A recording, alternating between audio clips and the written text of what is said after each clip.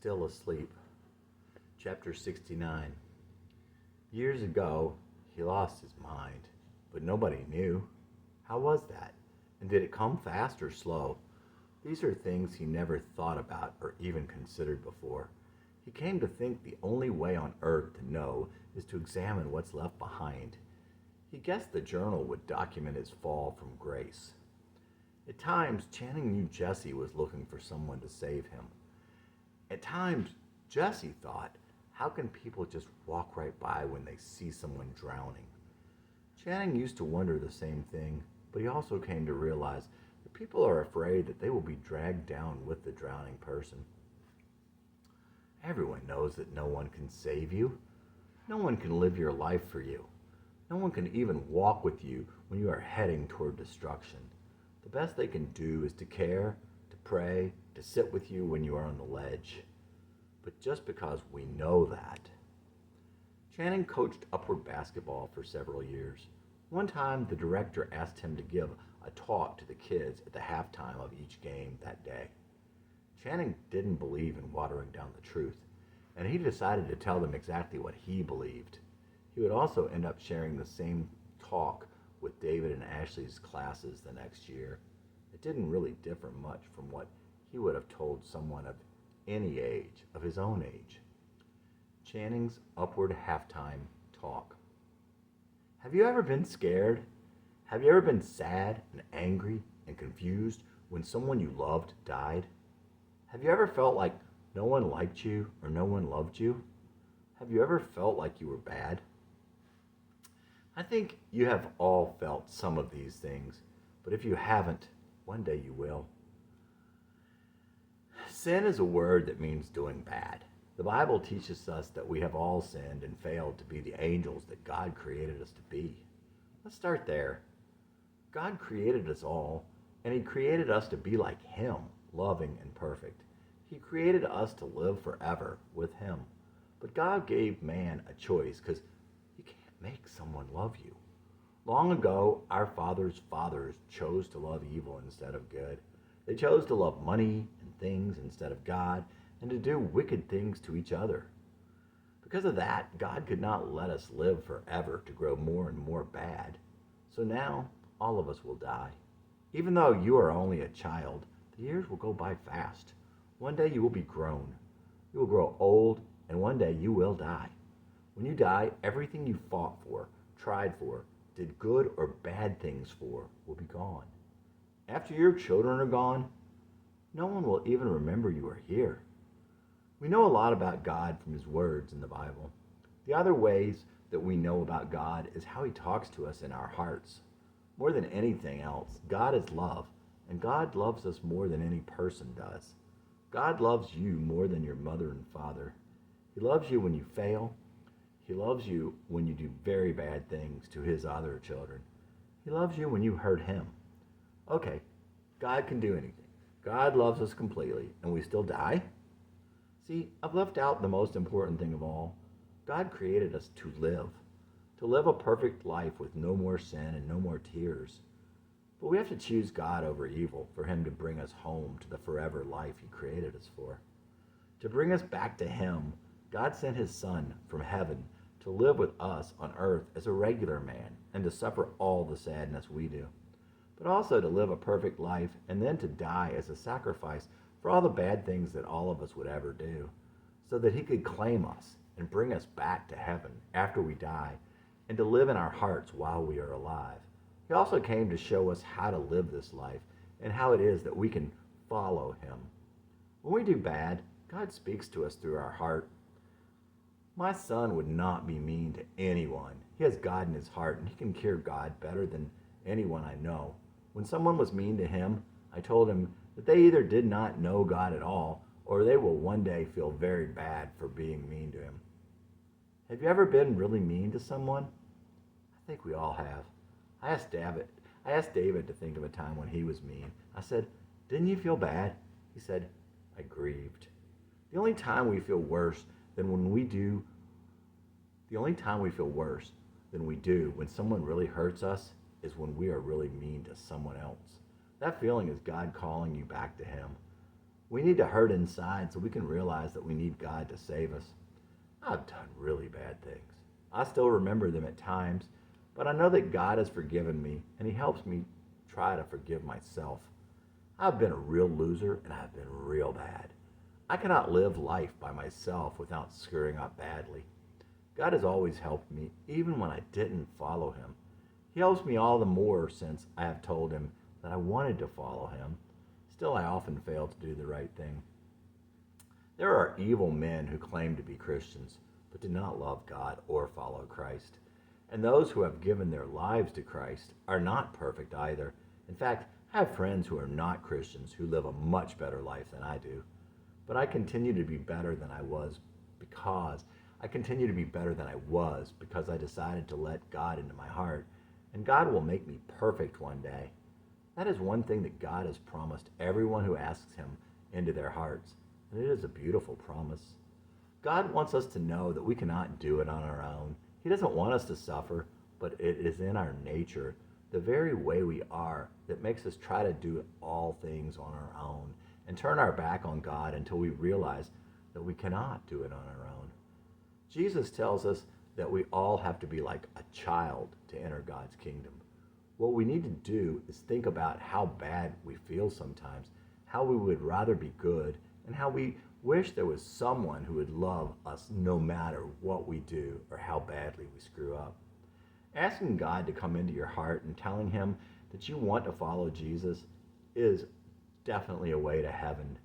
No one can make this decision for you, and everyone has to decide if they want to follow God or if they instead want to do their own thing, no matter how much bad they do, or they may do. Prayer is where you talk to God in your heart and your mind. If you want to tell God that you know you are a sinner and that you accept God's gift of saving you by sending His Son to die for you, and you want to follow this Jesus, all you have to do is to pray that prayer to God. Being saved by the love of God only requires you to open your heart and promise God your life. That guarantees that God will never leave you and you will live forever. But that is just a start in following Jesus and having a life here that God wants you to have. Channing believed that once a person had crossed a certain line, once they had treated another human being as an object, there was no going back. Like alcoholics, it didn't matter that they were sick and or couldn't help it. Those who dehumanized others were a danger to innocence, and they would never be okay. Psychologists, judges, and parole officers were enemy of society when they let those people out or argued that they could be rehabilitated. The rate of recidivism for rape, sexual abuse, and other violent crimes was always extraordinarily high, and the figures that were used just counted the ones who got out and were caught again. Sometimes Channing wondered if people who seemed to have become monsters were more of props than human beings, but at that point he thought, well, now I am dehumanizing them. And Channing worried that that was a slippery slope. Jesse sometimes pretended to be apathetic. Channing didn't think he was ever apathetic. Defeated sometimes was more like it. Jesse pretended to be apathetic to spare himself the embarrassment of trying and failing again. An example of this was the way he would hit the ball to the fence and then jog to first or second base. His teammates would think he was lazy or didn't care, but in reality, he didn't want to fail to get where he was going. He didn't want everyone to see he was a slow runner. If he went full out and failed, people would know, and he would be a failure. Jesse once heard someone on TV say, "You don't grow unless you have courage enough to be bad." He wrote it down immediately. It was on his mirror for years. Jesse was wide awake but pretended sometimes to be asleep. Channing, on the other hand, had been asleep. He had spent his days asleep, not just in the days before he went back to Rockland and came back, not just before he started writing songs again. He continued to sleep even in the years after his trip back to Jesse's birthplace. Channing had only written a couple of songs in the many years since Rachel and he were married. Basically, after Jesse, there hadn't been any songs for 15 years. Channing often thought that you cannot write songs if you are content. What he found out, however, is that you can always tap into that sorrow and melancholy. But he didn't play Chan- but Channing didn't play Jesse's songs, and he had not played them. That was another lifetime. He started writing again after the Rockland trip. He guessed he brought some of Jesse back with him. Over the course of 6 years, he wrote 7 or 8 dozen songs. He also had his friend Brett at Carissa to thank for this. He also had his friend Brett at Carissa to thank for this. Brett was an earnest and deep-thinking young guy. When Channing met him, Brett was 26 years old and married to Samantha, whom he loved very much. Since that time, he had had 2 kids. Brett wanted to be a rock and roll star, but he was afraid. Unlike Channing thought, Brett had talent. He had the talent he needed. He was a great singer, guitarist, and songwriter. He had it all. He was so quiet and reserved at work, but he had unbelievable passion and energy when he was playing and singing on stage. Brett was totally without artifice. The first time Channing saw him play live, Brett was wearing shorts and black dress shoes with dark knee socks. Brett said it was a joke, but Channing wouldn't have been caught dead like that. Brett had a band called Going Back Home. Channing got to fill in for his bass player at a gig they did at a pig roast one year. It was outside on a brisk October night, way out in the country. Channing had a blast. Brett's songs with GBH were pretty heavy and were definitely fun to play. Brett doesn't mention the name Going Back Home anymore without adding R.I.P. One time Channing added a lead guitar to 2 of the GBH songs Brett had given him on a CD. The one lead stood to that day as the only thing Channing felt that he had ever done right in his life. Brett didn't like it, and he said that he considered those songs complete. Channing felt terrible about it. Everyone he had played them for loved the songs and loved his leads. He begged Brett to play them for his wife Samantha and for his old bandmates. But that wasn't fair to Brett, his wife, or his bandmates. Didn't matter anyway. If you wrote the song, no one else's opinion counts. Brett totally got Channing. Brett told Channing that he was his biggest fan, so when Channing would write a lyric, he knew Brett would read it. When he went to record it, he knew Brett would listen. And Channing always had good things to say, and Brett always had good things to say about Channing's songs. When he would feel doubt, Brett kept him going. Channing tried to do the same for Brett. Brett wanted to get off easy, but he was not going to get that from Channing. It would have been a shame for him to waste what he had been given, but later Channing didn't think that was going to happen. At some point, Brett came to realize that it was his destiny. If you looked on his MySpace page, you would have seen the words, "I am rock and roll." Once Brett told Channing that he should sing his own songs. Once Brett told Channing that Channing should sing his own songs.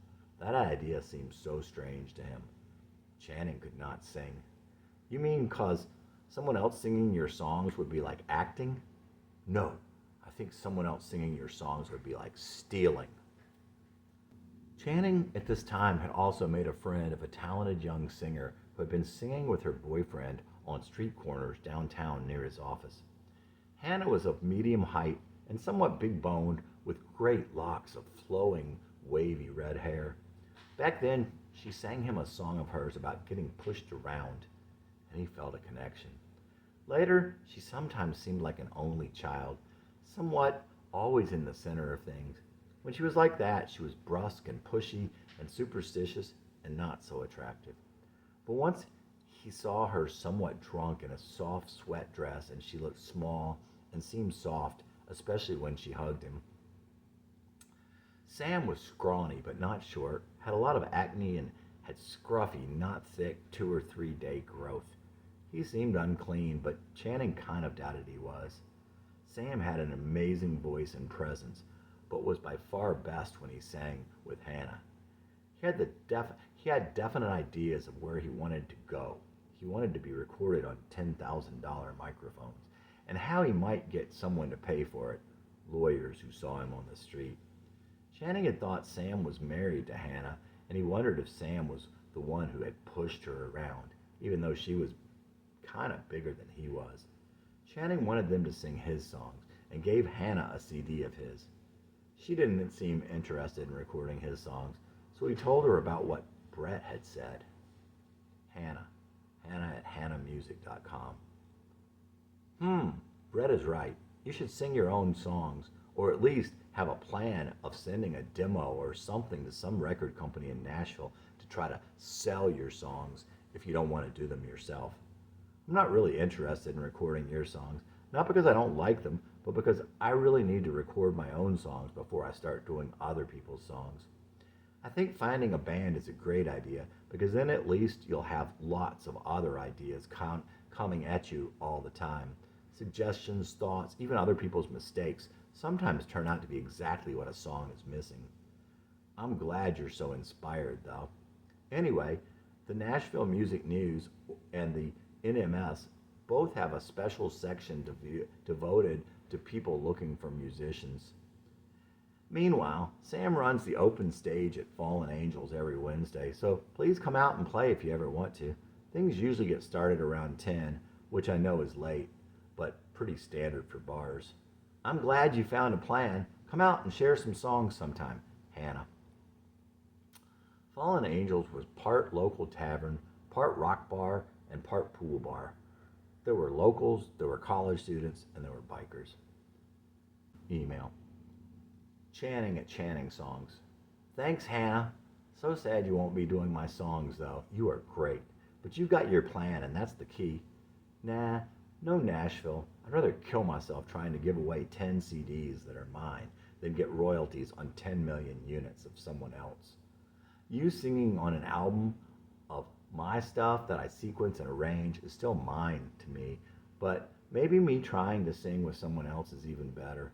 I always had a plan, and Nashville or selling songs was never part of it. I know, I'm crazy. Thanks about Fallen Angels. I would like that, but we'll wait till I'm comfortable that I won't sound like I do on that CD I gave you. But I won't wait long. I think the time is right. Bars were never part of my plan either, but I think amateur hour is a bit different. Not so much pressure to do what people want or to have to provide a soundtrack to what they are doing, which isn't listening to music. My brother-in-law has played over there a few times with some folks. Tall young guy with dark short hair that sings and plays harmonica with a couple of guys playing guitar. Dead Flowers, Dylan, CCR sort of stuff. His name is Aaron, and he is a great guy if you ever run into him. I'll try and look you all up sometime. Thanks again, Channing. Brett also talked Channing into sending a demo CD to a record label. Channing sent the demos to an indie label that Brett liked called Velvet Blue Records. Their instructions said to attach a biography. Dear Velvet Blue, here are 2 of my CDs. Thanks, this is very cool. Biographical information? I've had to live with myself for a lot of years now. I still cannot figure out where the rudder is on this vessel. An autobiography seems like an opportunity to manipulate the way others see me, which is difficult, as I find it hard to see myself. Our lives are not even a speck in the eye of eternity. Our time here is so short and so flawed, and eternity so long and so perfect, and yet quite possibly the most important part of our perfect eternity is that flawed flash on earth. If we were angels and we decided to sign up to be born to this suffering, sin, and humiliation, could it be that we did so because only in that way we can choose to love God, choose love? Otherwise, we would be just beautiful drones whose beautiful thoughts are nothing but script. Is it this life in which we overcome? When we die, after our children's children are gone, no one will even remember we lived. The only thing that survives is how we lived our lives. Jackson Brown. My music will certainly not survive. The same worms that will devour my body will devour my creation. The ripples of my life will fall into larger ripples and eventually be indistinguishable from the rest of forever. It will be as if I had never lived. I love music. I love to create. I create to reach out to connect with others. If I die and my music dies with me, it would all be in vain. But I would not regret the creation, only the missed opportunity. To me, art is all about that connection. I wish that I could touch people. I particularly wish that those I write about and write to will understand completely. But if only one person out there can understand my words, then I'll be happy about it. I live in Nashville, Tennessee. God has put me in his place physically in the lives of my two beautiful children. I have a wonderful wife who God sent to me to keep me alive and to direct me back to him. I fail them all constantly. I pray all the time for God to help me. I don't spend a lot of time furthering God's kingdom. I make music only as time permits. I earn a very good living at my work that is meaningless to me. I've never wavered in my firm conviction that all this will change. I am no less a dreamer than I was the day I began. I am not much of an adult, but get along in this strange world just fine. God indeed takes care of dreamers and fools. I've often felt like Joseph, but without the goodness. Well, I hope this serves as some sort of biography. Anyone else could write a better one after listening to a couple of my CDs. Anyone else could certainly know me better. Take care, and remember that God is with us always. Channing. Channing never heard back from Velvet Blue, but that was okay by him. He ended up making 4 full-length demo CDs and a best-of CD. He used the songs he had written in the years since he had returned to Rockland and started writing again.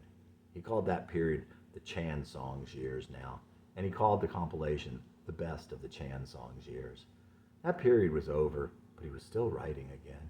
He was just waiting for the next step. He thought that it involved Jessie.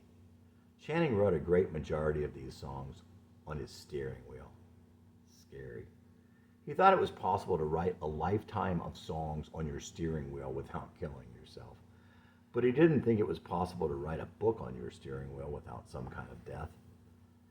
In a documentary from around that time, the narrator talked about a man who was killed by a bear, and the narrator said, "It was a good death." A friend of Channing's postulated that being mauled to death by a bear was probably not a good death. It would probably be an agonizing, prolonged, horrible, frightening death. Channing was not sure you'd stay a man the whole time, but a good death? The only good death, thought Channing, was a martyrdom, even if it came through natural causes at the end of your life. A good death that came at the end of a life spent on that thing for which you were meant to spend your life. One where you gave your life for that which you were meant to give your life. We all give our lives for something. One time in school, Jesse's teacher had on the wall, "Be not merely good, be good for something." Jesse wondered how that fit in with him being good for nothing. Channing wondered if when the spirit leaves the body, it leaves some kind of rift in the fabric. Maybe that's why people could sometimes feel the presence of the departed at the place where they left this world. And maybe that's one reason for that feeling of a sense of place there. Maybe through that same rift, they could come back, and that's why their presence could be felt there. In any event, people feel the need to demarcate and memorialize the site. There was something that became important about that site to the ones who loved those who left from there. Channing always felt sorry for the man responsible for the deaths of the kids in the school bus accident with a drunken driver, and for the injuries to the kids who were burned badly in the tragedy. Supposedly the driver who collided into the bus while driving on the wrong side of the road never drank anything other than beer and had never had a DUI. For some reason, that night he did something he had never done before.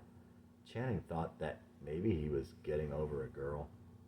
Channing couldn't recall the exact circumstances, but he remembered that the guy had been with a friend and they were drinking bourbon. The guy got really wasted, and that it wasn't like him. And of course, no one should have allowed him to drive. Obviously, it was far worse for the victims' families. To lose those you loved like that would tear you apart, especially since they were young kids. Still, Channing didn't see how there could be anything worse than being responsible for the death of innocents. Had he not been punished, the lack of justice would have been unbearable for some of the families of the victims and friends, but the punishment of carrying the guilt with him for the rest of his life would have been huge, and it would seem that would have been enough. On the other hand, Channing thought, the driver would be carrying the tremendous weight of the guilt, and he obviously already had some sort of problem. So maybe he would have ended up falling farther. He could have ended up sliding into the abyss and could have done other terrible things. Maybe jail was the place for him, but Channing still couldn't help but feel sorry for him. And obviously, there before the grace of God go I, thought Channing. Paul says we should pray to God, thanking him for the suffering in our lives. Channing knew that we should thank God for the bad things in our lives that are ultimately for our good. But when he would pray to God, he still prayed for God to take it away. He prayed for God to protect him. He knew that wasn't right, but he also knew that God honored those prayers because for Channing, that's what he needed, at least at that time. And Channing guessed one of the things that he was most grateful for along those lines is that God never let him kill anyone. Channing remembered one night in bed thinking about that. Oh my God, all those times I could have killed someone, you protected me from that. Channing remembered telling David and his upward basketball team that but for the grace of God, he would have killed someone, and for them to heed caution when they got of that age, because it may be for their ultimate good that they are one of those people that go too far and kill someone. For their good. Channing worried sometimes that his prayers for protection were counter to what he should be praying, counter to the growth that he needed, and that they were in the way of God doing his business. Not in the way such that his prayers actually stopped God's work, more that his lack of desire got in the way of him being able to move forward and follow God where God would lead him. Like Channing may have needed to want those things for it to be time for God to make those things happen. But he was where he was. Channing had so much shame and embarrassment looking back, and so many regrets. It was a huge load, an unbroken stream from when he was little till then. But as he had said many times, he wouldn't change a thing. Everything that had happened and everything he had done had led him to where he was. Channing played bass guitar in his church's praise band for 7 years, every Sunday. Eventually he quit as he was burned out and wanted to go in new directions. During one of those years, a young keyboard player named Bryce was playing with him. Bryce was a music nerd, and his parents let him do and say pretty much whatever he wanted. One Sunday morning, it was a bit rough, but kind of rocking. Well, that was ragged but right, Channing commented to Bryce as they walked off the stage. If it's ragged, it's never right. They could not be farther apart musically. If you felt like Bryce did, you should have never listened to a CD Channing played on. One time, it all kind of fell apart at the end of the last song.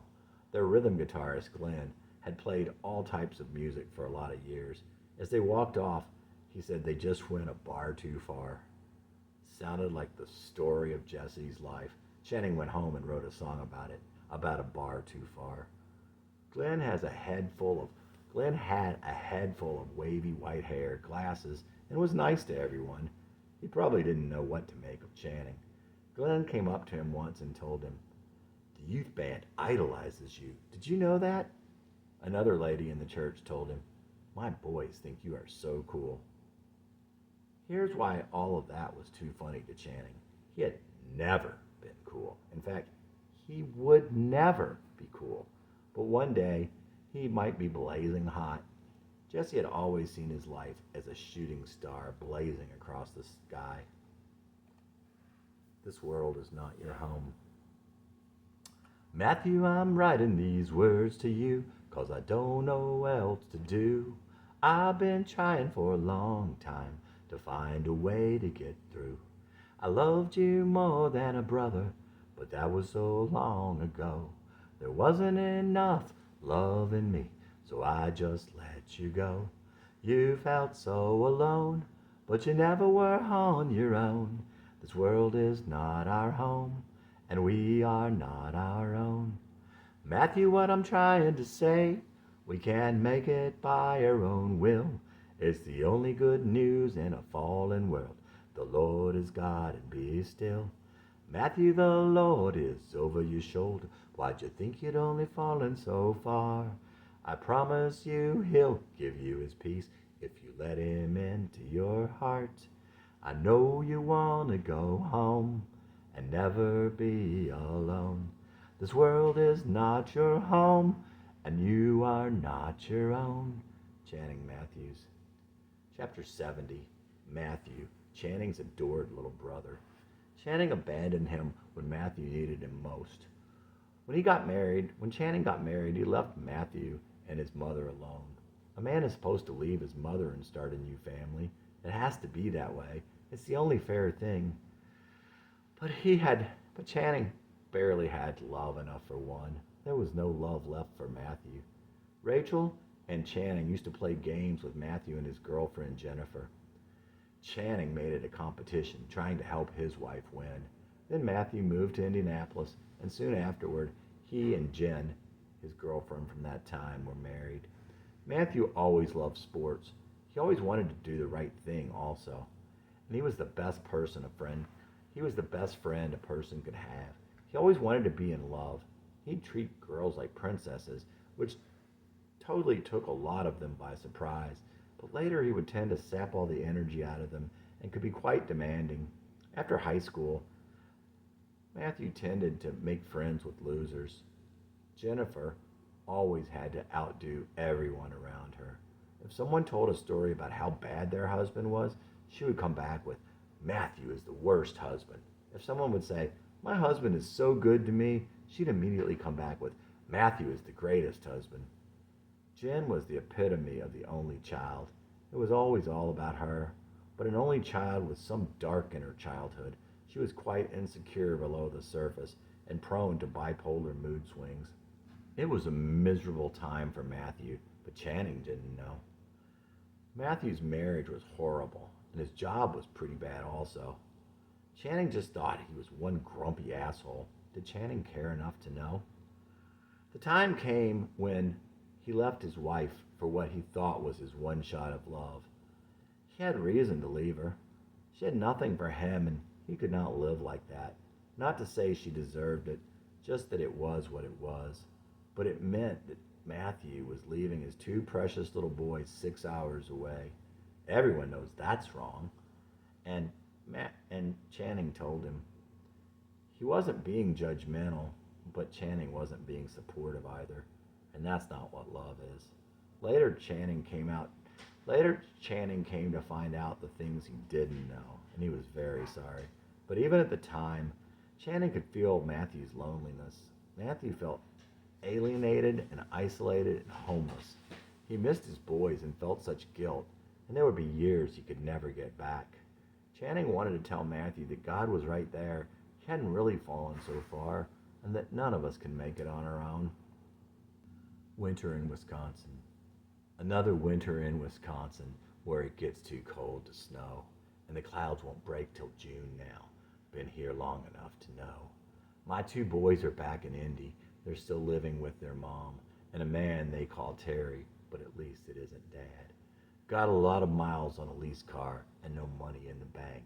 With my home in Tennessee, not much to show for 15 years. Another weekend in Wisconsin with my kids in Indiana. 3 more weeks until I see them. Another month we'll never have. 6 long hours down to Indy. Another 2 to Tennessee. Awfully tired when we get there to turn around the next day. So we get a night and morning 13 times a year.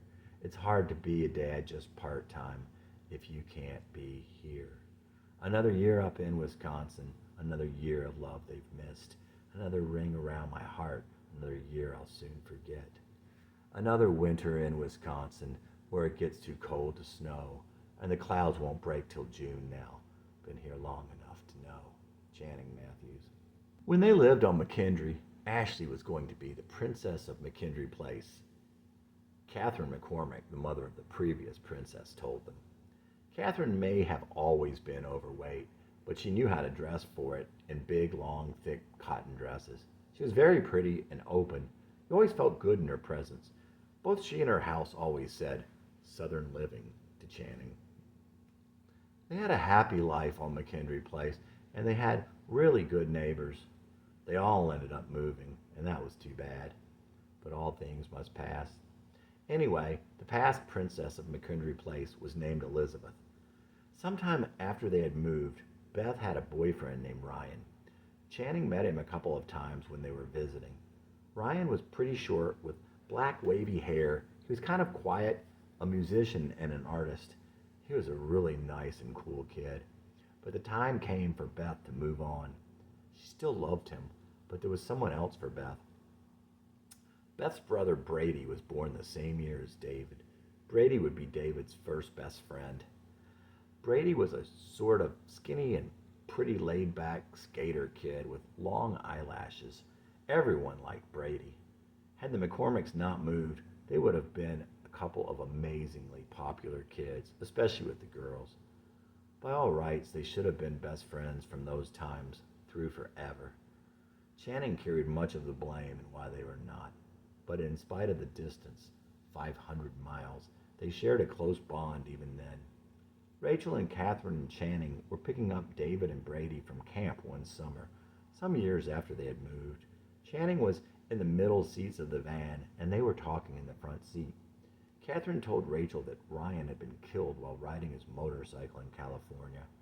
A few months earlier, he had come to Tennessee for a visit, and he had told Beth that he didn't think he would ever see her again. She cried. He also told Catherine that Beth was the love of his life. When he died, Ryan was still wearing the ring he had given Beth.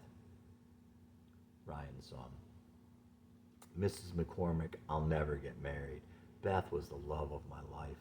That time he came home to meet her new love was the hardest thing he'd ever done.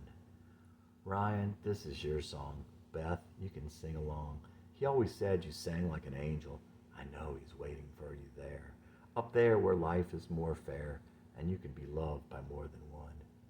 I don't think this song will break your heart. That happened when you heard the news. So let the healing start. Sometimes it ain't all bad to sing the blues. He said, I don't think I'll ever see you again. She cried and cried. He still had her ring on when he died. His face was untouched, but his chest was crushed inside. Ryan, this is your song. Beth, you can sing along. He always said you sang like an angel. I know he's waiting for you there. Up there where life is more fair, and you can be loved by more than one. I don't think this song will break your heart. That happened when you heard the news. So let the healing start. Sometimes it ain't all bad to sing the blues. Channing Matthews. Another tragic thing happened during that time. Their pastor, Tom, the one who was preaching when Channing came to accept his Christ, and Ellen, Rachel's best friend at the time, had an affair. Ellen was mousy but cute with small breasts, wide hips, really pale white skin, and somewhat thin but pretty brown hair. She had saddlebags at an age she shouldn't have. She seemed sweet with those big soft brown eyes, pretty face, and childlike voice. No wonder Chris was screwed. Kind of reminded Channing of Summer in a way. Tom's wife was bipolar, and he probably had affairs before this one.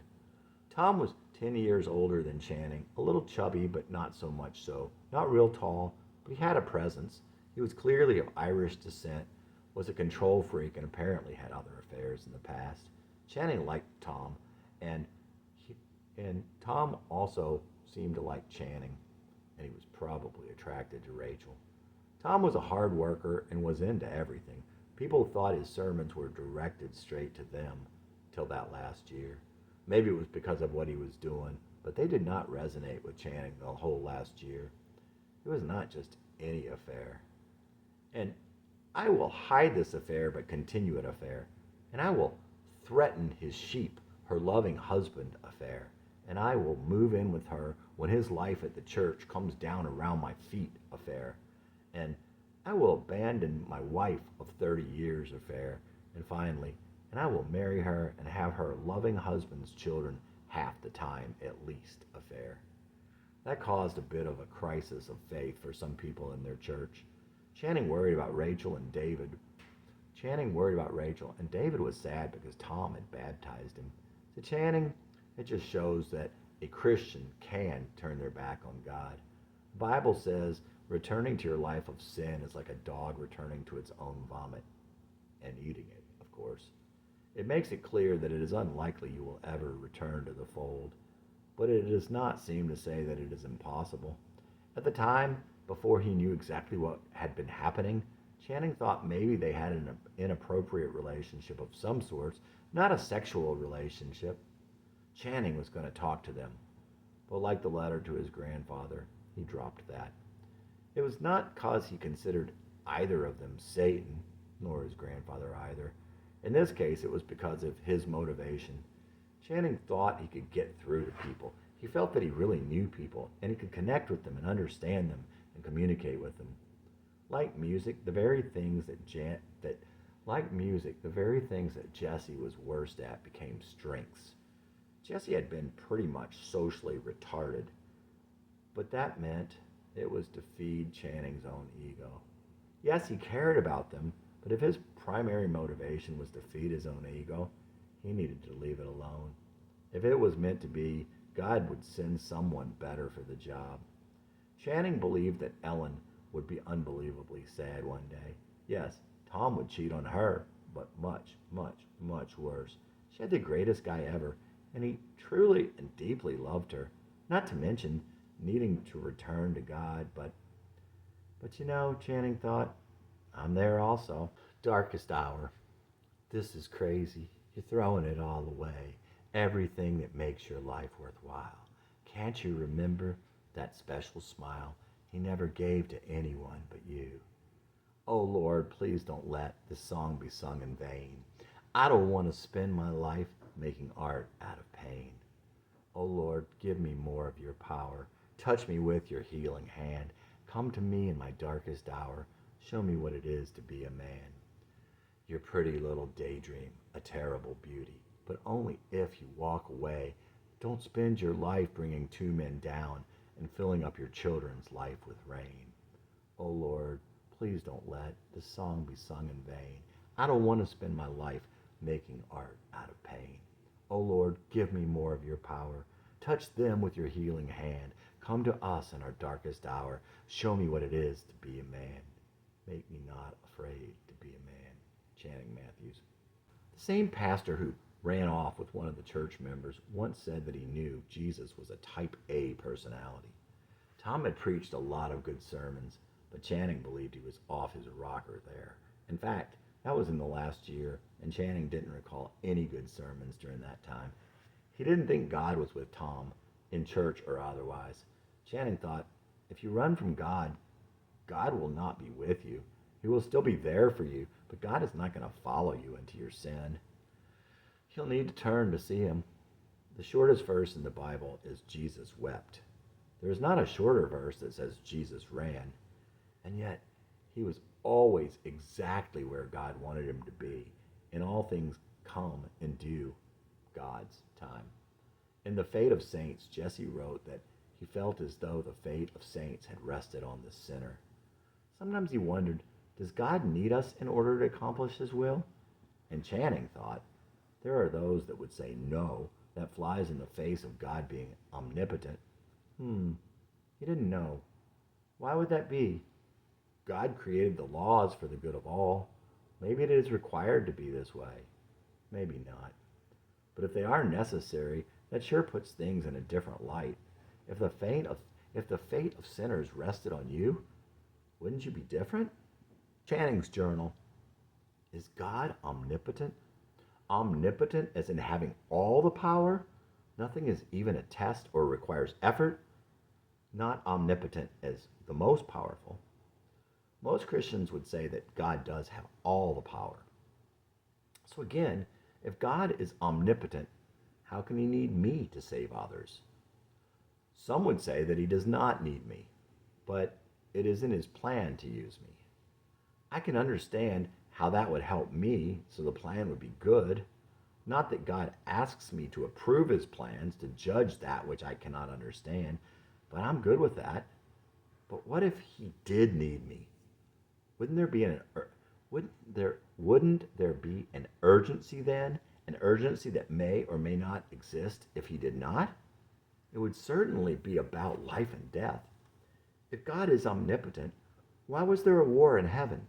Why not immediately banish Lucifer and his angels? Yes, it could be part of his plan, And if it were, it wouldn't be about good, for God is completely good. Of that I have no doubt. But as regards omnipotence, I have no answer. I suppose it only matters in that constantly stating that God is omnipotent has certainly taken away people's sense of urgency. The message that they are the only ones that can save the lost could restore that urgency, but it never plays quite as loud as the message of omnipotence. Both messages may be true. They could possibly both be true, but that which is most important should be emphasized. The flip side is that God is not going to let us all go down in flames because I did not do what I was supposed to do. I wrote a song after I watched the animated movie Sinbad, Legend of the Seven Seas with my family. I never saw a sea captain in that light. What heroism and responsibility. After seeing this and coming to this understanding, I came to see God as my captain. But what a merciful captain. I have wasted 40-some years, and yet he still waits for me to fulfill my destiny, and he gives me peace about the waste. All things in God, all things in good time, all things in God's time. You should feel good about that. Trying to find my place. Father, you have given me a lot of time, but I'm still trying to find my place. For decades, I have squandered what you have given me, and I'm still trying to find my place. You're my captain, I'm a beginner. Sometimes I felt the fate of saints rest upon this sinner. Father, you have given me a lot of time, but I'm still trying to find my place. Never once was it said Jesus ran, but he was always in your place and time. You were his captain, he a beginner. You not let the fate of saints rest upon a sinner. Father, you have given me a lot of time. Channing Matthews. Chapter 71, Channing's Journal. Do you believe in an afterlife? Before you answer that, I want to ask you another question. If you don't know how the soul was created, what makes you think you know what kills it and when? I want to talk about two parables of Jesus in relation to my own distance from God, what it means to be saved, and what it means to be a Christian. I think these parables also make it clear how the Southern Baptist Convention misses the boat. Well, not to mention the political crap. I go to a Baptist church. Guess we'll see what happens when some folks read my journal. On the subject of the political crap, I'll sidetrack a moment to talk about abortion and homosexuality. Abortion is never mentioned in the Bible, except in the case where a man kicks another man's wife in the stomach and kills the baby. So, my good Christians, you believe that God is omnipotent, and yet you are saying that when God creates a soul, places the soul in a cluster of cells, and even though no one knows this soul, when there is an abortion, the soul is never born and will subsequently never be born. The baby has been killed. God has been thwarted by a man. That soul never gets a chance to live. Really? You believe this? Homosexuality was never mentioned by Jesus. Jesus focused on many sins and sin as a separation from God. Why should his disciples now spend so much time focusing on one aspect of man that Jesus did not consider worth talking about? Homosexuality was mentioned twice in the Old Testament. It was mentioned only once by Paul in the New Testament. He was talking to the church, not those outside of the church. In fact, Paul also stated that it is not for those in the church to judge those outside the church. See 1 Corinthians 5:12. Should a heterosexual male hierarchy continue in their sin while focusing on things that do not apply to them? You also notice that none of the disciples made it their business to worry about the law or the government. You cannot put the flag of your nation on the altar of your God. I'm not saying that you cannot be patriotic, nor that you cannot get involved in politics. I am saying that Jesus told us which kingdom to put first. Back to the two parables of Jesus that speak to my own distance from God and what it means to follow Christ. First and easiest, the parable of the talents.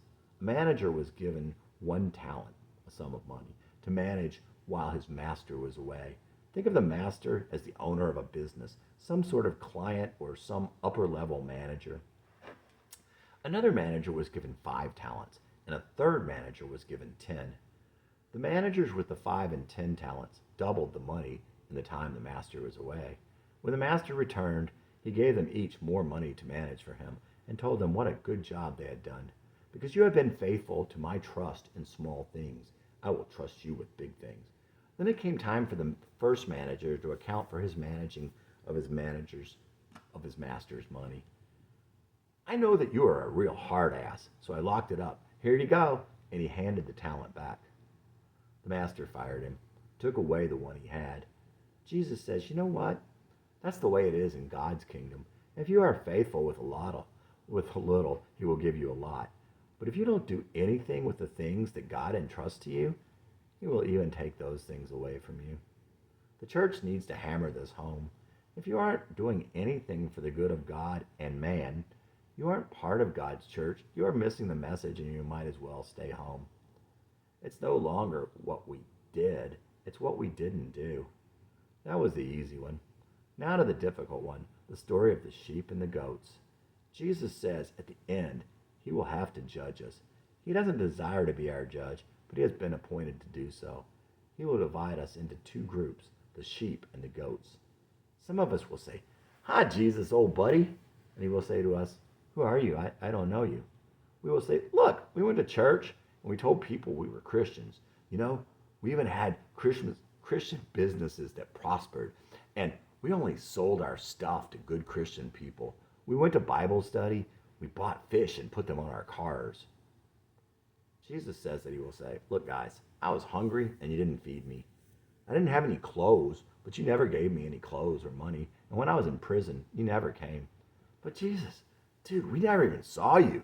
When were you hungry or naked or in prison? What you did to the lowest people who needed you in the world, that's what you did to me. Go, you are goats, and you must leave heaven. He will tell some others who will be equally surprised. Come, my children, enter into heaven with me. I was hungry and you fed me. I didn't have any clothes and you gave me clothes and money. You even gave me what you yourselves could have used. And when I was in prison and in places others refused to go, you visited me. But Jesus, Lord, we never even saw you. When were you hungry or naked or in prison? What you did to the people who needed you in the world, that's what you did to me. Come, you are my sheep, and you will live with me in heaven. I am now, as I write to you, a goat. And there are many who read this who think they are among the elect, but they are goats. What that means, I'm not positive. I refuse to read between the lines of a Bible I believe completely and somewhat literally. I do know that Charles Stanley has said that it is of Satan to make us doubt our salvation, and I think very highly of him, so I don't know. But I do know that the sheep and the goats, like Jesus' command to love as he first loved, are a key to the gospel. If you don't want the key to the gospel, what are you doing in church? For you non-believers, I want to admit something to you. Anything you name after the fact and separate from the fact is a myth. The Greek gods, evolution, gravity, they are all myths. The only way to know that the truth of Christianity is not a myth is from the inside. To you believers, I would say this: only by changes in the present can our Christianity overcome being mere Christianity. Counter song. We have forgotten our Geppetto, giver of all good things. It could be said we are nothing more than puppets made of meat. Before the womb now I name you. I have sent my son to claim you. You are more to me than dust and clay. Sin our strings, bound by Satan, Lord of the air, the puppet master. Enough strings, tangle of lies, a web by another name. Not too much for you to bear. I have sent a helper there. I have sent him there to break you free. Death will sting, meat will rot. Flesh needs blood to live. Blood was given, but the lie deceives and leads to death. I have made the sacrifice. I came down to save your life. Now, my child, you don't have to die. Here we stand. We feel so tall in all our glory. Darkness, the light that shines on us, revealing corpses end to end. There's a blood that conquers death. There's a light that sets you free. I didn't send you here just to die. Enough strings, tangle of lies, death by another name. One more string, one more lie. The spider awaits his prey. Channing Matthews. Channing's journal. I'm not sure what to tell you. I told you that the gospel can be wrapped up in one word, love. I told you about the sheep and the goats and the parable of the talents. Past that, my entire theology can be wrapped up in this song I wrote a few years back. I play the guitar in drop C, and that sets the right tone.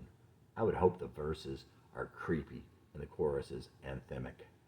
One thing that I think being a Christian has allowed me to do, one way that God has changed me and Christ has softened my heart is this. I have peace about my Father. I know he did the best he could do given where he came from. Also, and this is key, I know he needs me. It doesn't matter what I need. I appreciate that he set our family on the road to recovery. The usual path would have been for him to be an even worse father than his own father. Finally, in the words of Don Henley and those who came before him, I think it's about forgiveness. And when I say think, I mean no. It is about forgiveness. There is something very related. Unlike my feelings toward my father, it happened long ago. It is something that makes me know that there is a God, know that he is the God described in the Bible, and know that he came to change us. Jesus tells us about and promises a peace beyond understanding. That's what I'm talking about. I used to spend a lot of time thinking about abused kids, of evil colliding with innocence, of rape, of injustice. I used to ponder taxi driver-like scenarios. I would go round and round trying to figure out what to do, how to feel, how to deal with it. It would turn my heart into fire and mush. It was the very opposite of peace, and there was no answer, no solution. I could not live with it, and I couldn't change it. After becoming a Christian, when I think of these things, I am able to give them over to God and know that he will take care of it. I'm not talking about not trying to change things. I'm not making excuses. I'm not talking about the victims. I'm talking about that gift of peace. It is a beautiful thing, and it does come from anything, and it does not come from anything of this world. Channing believed that God will rectify all these things, that he has the power to make it like it never happened. How? Channing didn't know. Why does God allow them to happen at all? Channing didn't know that either. But Channing did know this. The mind of God is not like ours. It is better than ours. But more importantly, it is more complex, and we cannot understand these things, but that is okay. Channing also wasn't sure that allow was the right word. He would think, I do not know what God's omnipotent. Channing would think, I do not know what God's Channing would think, I do not know what God's omnipotence entails. Do you? Channing sat in church one morning and realized that God can make him feel like a little kid, and that God was bending down to tie his shoes. God wasn't telling him, you should know how to do this yourself. Channing was his little angel, and he was tying Channing's shoes. Tie my shoes. My God ties my shoes, and I'm 5 years old. How can I feel peace when evil collides with innocence? How can I feel good inside when I know my heart? My God, you tie my shoes, and I'm 5 years old. You must receive your God as a child to inherit the kingdom. Let the children come to me, for the kingdom is theirs. My God, you tie my shoes, and I'm 5 years old. Channing Matthews. Wes and Jackie Thompson went to their church during that time. They both loved Wes and Jackie. Wes was the kind of guy people trust from the moment they meet him. Those people are few and far between, and just the kind of guy people would want to have for a friend. He had a hard childhood, but he always maintained and never let it bring him down. Jackie was sweet and insecure, but she knows on whom she has believed. She was a college basketball player. Wes and Jackie were in the military when they met. Wes told them that he knew he wanted to go out with Jackie from the time he saw her put a whole sandwich in her mouth. Jackie said she did it to impress Wes. They always brought Channing a smile. Channing had always liked almost all of Rachel's friends, but this was the first couple he really loved. For years after they left, Channing always felt he would give them both a hug if they walked up at any time. He really missed them. For a while there, it seemed like they would become such close friends. They even scheduled a regular date at a coffee shop in Brentwood. They all four really looked forward to those times. But Wes and Jackie moved, and they lost track. Why did they lose track? They were only 2 hours away. Channing thought Rachel was hurt when they moved, hurt that they had moved. Wes and Jackie kept up with their other friends in Nashville, seeing them when they came in, but Rachel and Channing never managed to go, and they didn't write each other. Channing? He figured he was just too lazy, but he would try to start talking to them again. He still hoped that they would someday pick up where they had left off. People need friends, close friends. They can keep us from going crazy, and we need to hold out hope that God will send someone to us. Channing hadn't had many close friends, and he knew he was worse off for it. Chapter 72. During all this time, Rachel had been Channing's helper and companion. She had made them a family, and she had kept them together. She had been the perfect wife and a wonderful mother. Channing felt his kids needed that because he had not been the best of fathers. Still, somehow, they were the sweetest children on the planet. When he'd say she was a perfect wife, he meant this. She had supported him in the hard times. She had accepted him through all times. She had let things go. She was the most beautiful girl in the world, and she was still 23 in his eyes. If you could see her, you would also think she was in her 20s. She was so loving and giving. She was so smart and so thoughtful and so competent. She was very funny and so completely sweet. She was in all ways his angel. Those who are given to us need us, not someone else. Rachel married Channing, and she stayed with him, and she loved him. In the past several years, he had regressed and become exactly what he didn't want to be. In fact, in some ways, he had become a worse person than he ever was. He would get angry, he would hate, he would curse, he would beat his head on bad stuff and dwell on evil things. But worst of all, until the past year, he'd been jumping down his kids' throats. Not that there was ever a good reason to do such a thing, but he did it each time for no reason. Channing's children had never done one thing wrong. Not one that mattered, not one that they were not sorry for, but every time he would explode at them, he was even wrong about what had happened. There were many times. My life passing by, 10 years old in my pajamas, peeking out the blinds, at everyone outside. The first I felt that feeling of something passing by. The thing that held me back, the breath I could not catch, the weakness I felt so strong, the loss and the regret. Something I was losing even then, felt I'd never know again. Something I once had in the place I'd been before, something I must have lost along the way. Thought back on that feeling many times. Every time I did, I'd feel it all again. But I could never see what it was till now. How could I not know the feeling of my life passing by? There I was, 19, drinking away my youth, a fog in my thinking every day. So much waste I can still see her face, but I couldn't see it slip away. Time spent drunk instead of living, instead of being me. Stayed away from those I should have seen. There's a time I lost, a life I couldn't have. I know I'll not get back. I was losing something, somewhere I should have been. I should have done but didn't do. Thought back on that feeling many times. Every time I did, I'd feel it all again. But I could never see what it was till now. How could I not know the feeling of my life passing by? Suddenly I'm 35, their childhood passing by. Things I could have shown my kids, time we could have spent, but I continued wasting time, theirs as well as mine. The future is dead, I'm stuck in the now. Missed the time I was merely whelmed, while it seemed there would still be time. There's a time I lost, a life I could have had, I will not get back. I'm still losing something, somewhere I should be, something I should be but don't know how. Thinking back on that feeling all the time, every time I do, I see it all again, but I could never see what it was till now. How could I not know the feeling of my life passing by?